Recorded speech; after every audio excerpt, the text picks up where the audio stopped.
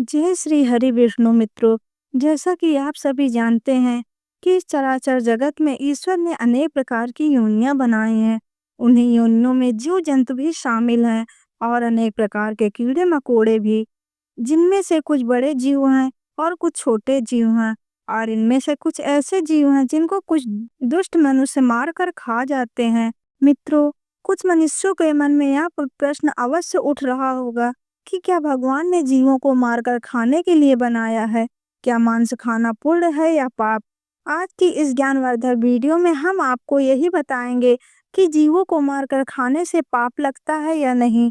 जैसे पशु पक्षी, भेड़ बकरी, गाय भैंस, मुर्गा आदि समस्त प्राणियों का मांस खाने से मनुष्य को अपने जीवन के अंतिम दिनों में कौन से पाप भोगने पड़ते हैं। तो चलिए मित्रों, आज की इस वीडियो में जानते हैं कि जीव जंतुओं को मारकर खाना कितना सही है और कितना गलत, और ऐसा करने वाले को यमलोक में यमराज के द्वारा कौन सी सजा मिलती है। मित्रों, इस कलयुग में ऐसे लाखों करोड़ों लोग मिलेंगे जो मांस खाते हैं और मांस खाने को सही मानते हैं और कहते हैं यदि हम इन जीवों को नहीं खाएंगे तो इनकी संख्या बढ़ जाएगी और यह संख्या मनुष्यों से ज्यादा हो जाएगी। इसलिए भगवान ने इन जीवों को हमें खाने के लिए ही बनाया है। इनको मारकर खाने से हमें कोई पाप नहीं लगता। और कुछ लोग ऐसा भी हैं जो जीव को मारकर खाने को पाप मानते हैं और उनका कहना है कि मांस खाने से पाप लगता है और मांस खाने वालों की पूजा आराधना ईश्वर स्वीकार नहीं करते। उन्हें कुंभी पाक नर्क में कठोर से कठोर सजा मिलती है। मित्रों, आज मैं आपको एक बहुत ही सुंदर कथा के माध्यम से बताऊंगी कि मांस खाना मनुष्यों के लिए कितना सही है और कितना गलत, और भगवान ने मांस खाने वाले के बारे में क्या बताया है और उन्हें नरक में कौन सी सजा मिलती है। एक बार की बात है, भगवान श्री कृष्ण द्वारिका नगरी में अपने सिंहासन पर विराजमान थे। तभी उनके पास देवी सत्यभामा व्याकुल मन से आती हैं और भगवान श्री कृष्ण से कहती हैं, हे प्रभु, आज जब मैं द्वारका नगरी से अपनी सखियों के साथ जमण कर रही थी तो मैंने देखा कि कोई दुष्ट मनुष्य छोटे छोटे असहाय जीवों को मारकर उन्हें अपना भोजन बना रहे हैं। हे प्रभु, यह देखकर मेरे मन में एक प्रश्न उठ रहा है और मैं चाहती हूँ कि आप मेरे प्रश्न का उत्तर दें। तो भगवान श्री कृष्ण ने कहा, हे देवी सत्यभामा, तुम्हारे मन में कौन सा प्रश्न उठ रहा है? मुझे निश्चित होकर बताओ, मैं अवश्य आपके प्रश्न का उत्तर दूंगा। तो देवी सत्यभामा ने कहा, हे प्रभु, क्या छोटे छोटे इन निर्दोष जीवों को मारकर खाना मनुष्य के लिए पाप है या पुण्य? तो भगवान श्री कृष्ण ने मुस्कुराते हुए कहा, हे देवी, मैं आपके इस प्रश्न का उत्तर एक पौराणिक कथा के माध्यम से देना चाहता हूँ। इस कथा को सुनकर तुम्हें पता चल जाएगा कि मांस खाना पाप है या पुण्य है। फिर देवी सत्यभामा उत्सुकता से बोली, प्रभु, आप कथा सुनाइए, मैं आपके मुख्य कथा सुनने के लिए उत्सुक हूँ। मित्रों, भगवान श्री कृष्ण ने कहा, हे देवी सत्यभामा, प्राचीन काल में चंद्रपुर नाम का एक गांव था। उस गांव में एक धनवान व्यक्ति रहता था। उसके घर में धन धान्य की कोई कमी नहीं थी। एक दिन उसने तीर्थ यात्रा पर जाने की योजना बनाई। तीर्थ यात्रा पर जाने से पहले उसने अपने घर में एक विशाल भंडारे का आयोजन किया और गांव के सभी लोगों को उस भंडारे में आमंत्रित किया। गांव के सभी लोग भंडारे में भोजन करने के लिए उसके यहाँ आए। उस धनवान व्यक्ति ने भंडारे में दो तरह के भोजन बनवाए थे, एक शाकाहारी भोजन और दूसरा मांसाहारी भोजन। मांसाहारी भोजन ने उसमें बकरी, मुर्गा, मछली आदि बनवाया था और सभी गांव वालों को बकरी, मुर्गा और मछली का मांस परोसा गया और गांव वाले ने बहुत स्वाद से खाया। और जो लोग मांस खाना पाप मानते थे उन्होंने शाकाहारी भोजन खाया। और सभी गांव वालों के भोजन करने के बाद उस धनवान व्यक्ति ने जब यह देखा कि कुछ गांव वाले ने तो भोजन में मांस मछली खा ली परंतु कुछ लोगों ने इसको हाथ भी नहीं लगाया, और यह देखकर उस धनवान व्यक्ति ने सभी गांव वालों को एक जगह पर बुलाया और उन्हें संबोधित करते हुए कहा, मेरे प्रिय ग्रामवासियों, मैंने आप सभी को यह बताने के लिए एकत्रित किया है कि यह मांस, मछलियां और छोटे जीवों को ईश्वर ने हम इंसानों को खाने के लिए ही बनाया है ताकि हम उनको मारकर खा सकें। और ईश्वर के अन्य भोजन के साथ साथ मनुष्यों को खाने के लिए मछलियां और कई तरह के छोटे छोटे जीवों को जन्म दिया है। उस धनवान व्यक्ति की यह बात सुनकर सभा में बैठा एक 18 वर्षीय लड़के ने कहा, श्रीमान जी, आप गलत कह रहे हैं। उस नवयुवक लड़के की इस बात को सुनकर कहा, वहां उपस्थित सब गांव के लोग आश्चर्यचकित हो गए और उसकी तरफ देखने लगे। तभी उस धनी व्यक्ति ने कहा, बेटा, तुम्हारे कहने का मतलब क्या है? तब उस लड़के ने बहुत ही सरल स्वभाव में कहा, श्रीमान जी, इस संसार में समस्त जीवों को परमात्मा ने बनाया है, लेकिन इनको मारकर खाने के लिए नहीं, बल्कि इनको अपना जीवन जीने के लिए। और यह छोटे छोटे जीव भी पृथ्वी पर रहने वाले मनुष्यों की तरह ही जन्म लेते हैं और मनुष्य की तरह ही उनकी मृत्यु होती है। और जिस तरह हम मनुष्यों को चोट लगने पर पीड़ा होती है, उसी तरह उन्हें भी पीड़ा होती है। और इस संसार में कोई भी प्राणी किसी अन्य प्राणी से श्रेष्ठ नहीं है, बल्कि सभी जीव जंतु और मनुष्य समान हैं। वह अलग बात है कि ईश्वर की कृपा से मनुष्यों की बुद्धि ज्यादा विकसित है और जीव जंतुओं की कम। लेकिन इसका मतलब यह नहीं कि आप ज्यादा शक्तिशाली हैं तो अपने से कम शक्तिशाली वाले जीवों को मारकर उन्हें अपना भोजन बनाएं। श्रीमान जी, यह कहना गलत है कि ईश्वर ने छोटे जीवों को हमें खाने के लिए बनाया है। हम अपने स्वाद के लिए और अपनी जीविका के लिए और भी चीजें खाकर पेट भर सकते हैं। ईश्वर ने हमें जीव जंतुओं से अधिक बुद्धि दी है। इसका मतलब यह नहीं कि हम अपने शरीर के पोषण के लिए किसी को भी मारकर खा सकते हैं।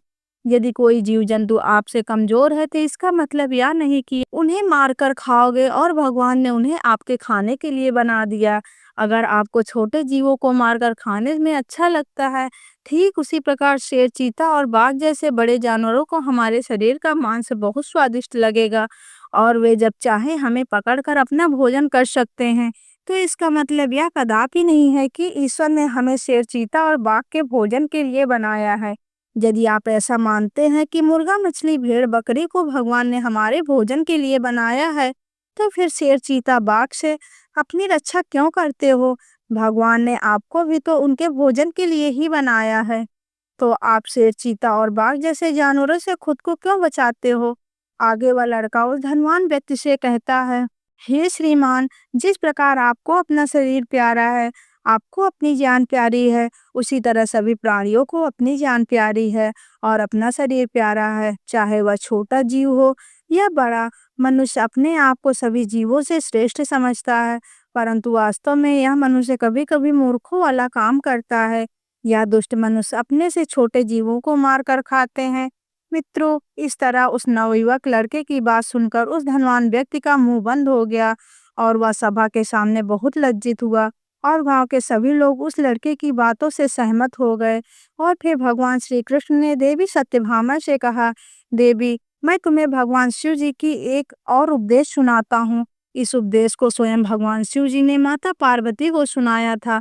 हे देवी, इस उपदेश को सुनने के बाद आपको पता चल जाएगा कि मांस खाना पाप है या पुण्य।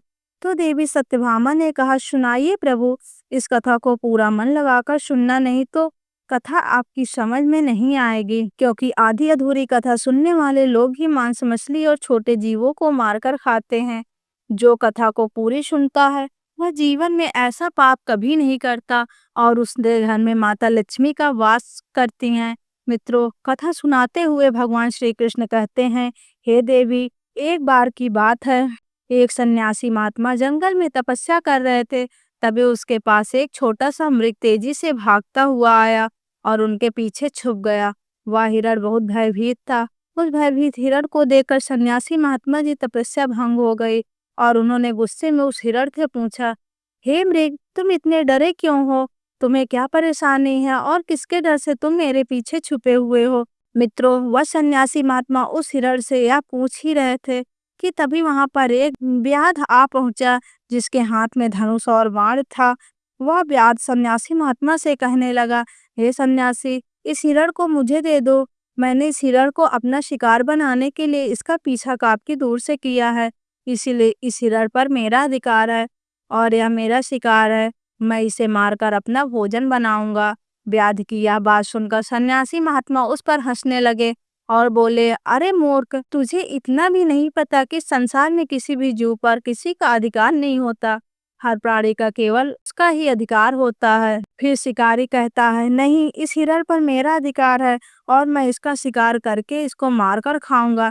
तब सन्यासी महात्मा शिकारी से कहते हैं, किसी प्राणी को मारकर खाने का आदेश तुम्हें किसने दिया?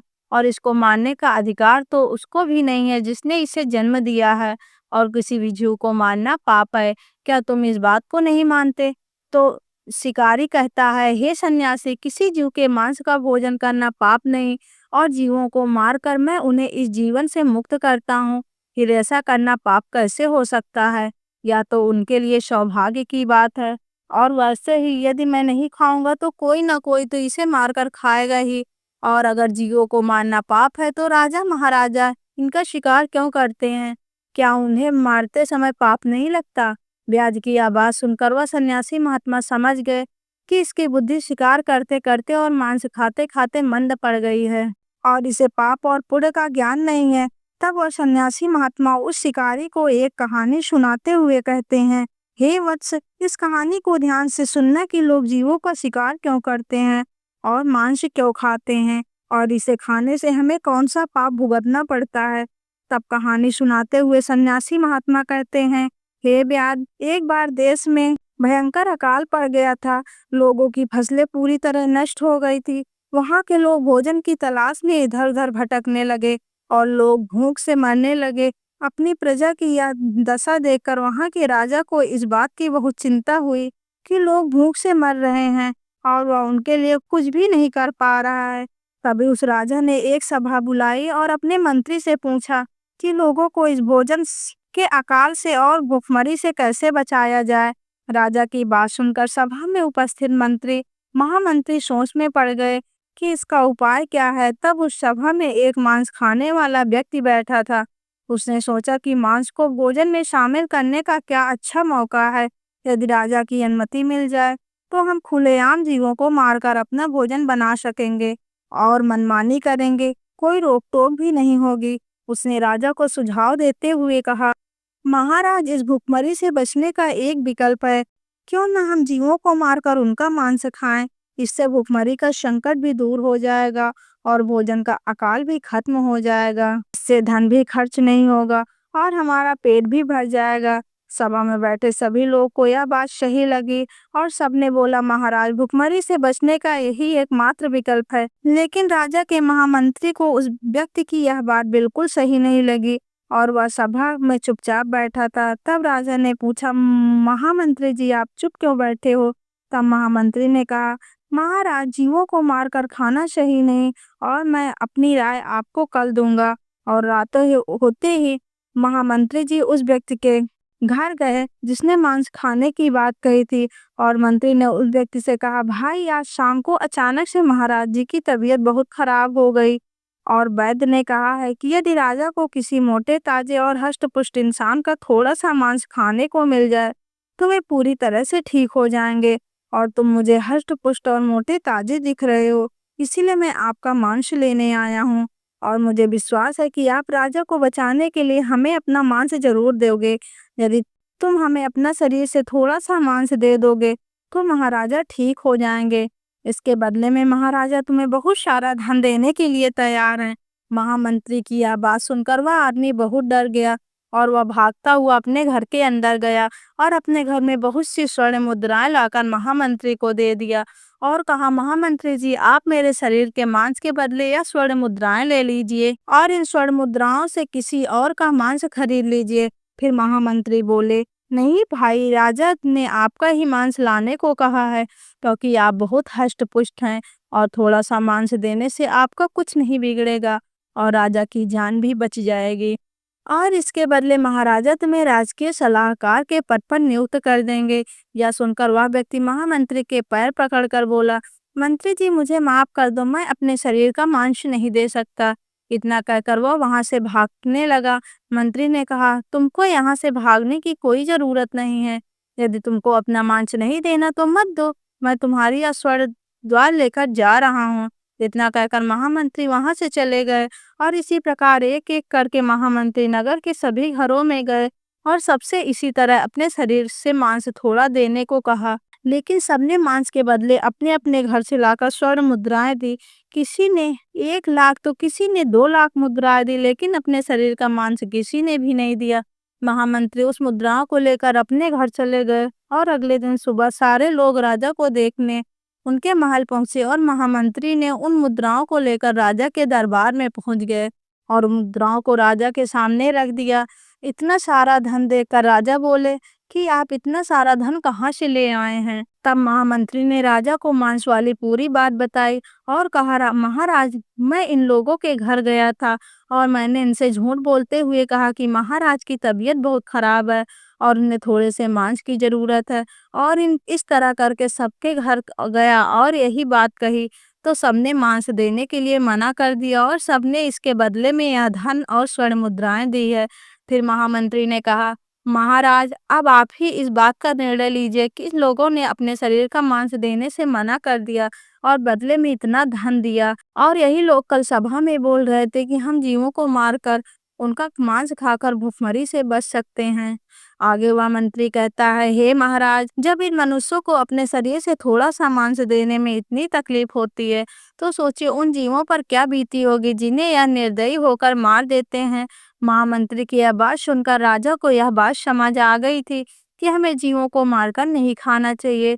इस प्रकार वह सन्यासी महात्मा ने उस व्याध से कहा कि हे व्याध, यह कहानी सुनकर तुमको समझ आ गया होगा कि अपना शरीर सबको प्रिय होता है, चाहे कोई भी मनुष्य हो या जीव हो। इस संसार में सब में प्राण उतने ही मूल्यवान होते हैं जितने कि आपके हैं। इसीलिए हमें किसी को मारकर नहीं खाना चाहिए, क्योंकि यदि मनुष्य की कोई चोट पहुंचाता है तो उसे बहुत दर्द होता है, परंतु यह दुष्ट मनुष्य अन्य जीवों को मारते समय एक पल भी नहीं सोचता कि उन निर्दोष जीवों को बहुत बेरहमी से मार देते हैं। हे व्याध, जिस तरह तुम इस हिरण को मारने के लिए इसका पीछा कर रहे हो, यदि इसी तरह कोई तुमको अपना शिकार बनाए और तुमको मारकर खा जाए तो कैसा होगा? जिस दिन तुम्हारा शिकार कोई बड़ा जानवर करेगा, उस दिन तुम्हें दूसरे की जिंदगी की कीमत समझ में आएगी। मित्रों, सन्यासी महात्मा की यह बात सुनकर उस शिकारी की आंखों में आंसू आ गए और बोला, हे महात्मा, मुझे क्षमा कीजिए। आज मैं आपको वचन देता हूँ कि आज से मैं कभी जीवों को नहीं मारूंगा और मैं मांस खाना छोड़ दूंगा। इस प्रकार से भगवान श्री कृष्ण ने देवी सत्यभामा को मनुष्य के जीवन की कड़वी सच्चाई बताई। प्रिय मित्रों, मैं जगत के संचालक भगवान श्री हरि विष्णु को हाथ जोड़कर प्रार्थना करता हूँ कि संसार में मांस खाने वाले व्यक्तियों की मानसिकता को बदलें, क्योंकि कुछ लोगों को अभी भी यही लगता है कि मांस खाना पाप नहीं है।